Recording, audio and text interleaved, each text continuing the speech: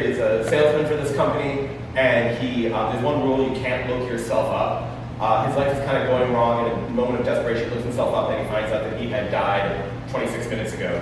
But he's not a ghost, and he's not dead, so why does this math only fail for him? Which leads him on this journey across the country through his own memories, through haunted video games, and through the lost city of Cahokia to find out why the math only fails for him.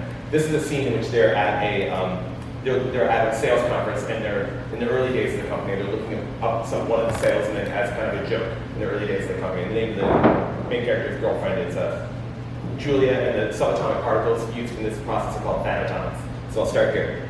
We lit candles around the darkened room, standard operating procedure in the early days, the black candles, the carefully toneless repetitions, etc. We cut all that stuff out when engineering zeroed in on a purely mathematical method, and even I forget how unsettling it could feel when we were first starting out. It gets omitted from the histories. People think our algorithm runs on pure logic, but no, something hungry and invisible around us demanded to be acknowledged and sated. We closed the curtains, and the room felt small and special, becoming our whole world, all of us in giddy sync, rapidly chanting the nonsense syllables to Hopkins, and Hopkins firing back nonsense just as quickly, his dimpled face laughing, having fun now. Even Julia was into it, although I wonder what the pretty boy bartender thought of us.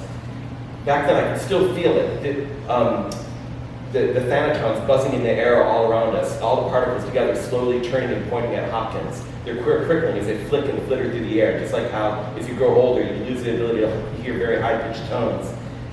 Anyway, thanatons are like that. They tingle when they're charged up. The atmosphere is flooded and buzzing with millions of tiny, quivering, invisible arrows sharpening, blowing through us millions every second. We had our answer. Pencils down. We all arrived at it more or less at the same time. The only one who didn't know was Hopkins. The bartender too, I guess, but nobody wanted to say it. What? Said Hopkins, his smile fading. 6 minutes, said Ziegler.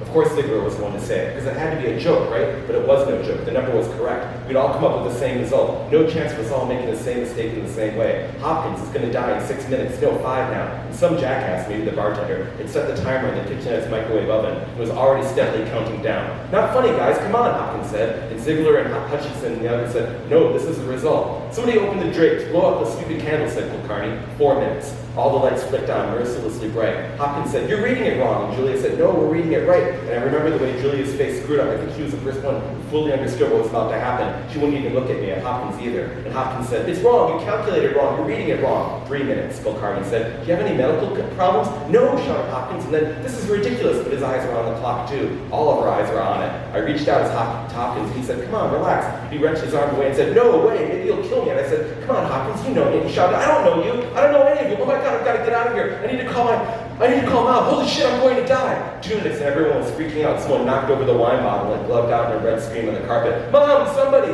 Julia tried to touch him, but Hopkins twisted away, snarling, and suddenly he was doubled over, gasping. The room went silent for a second, and we were all screaming, someone call a doctor! Kulkarni was on the phone, and Julia tried to hold Hopkins, but he wouldn't let her. He was heaving, he couldn't breathe, something was wrong. Something was very wrong.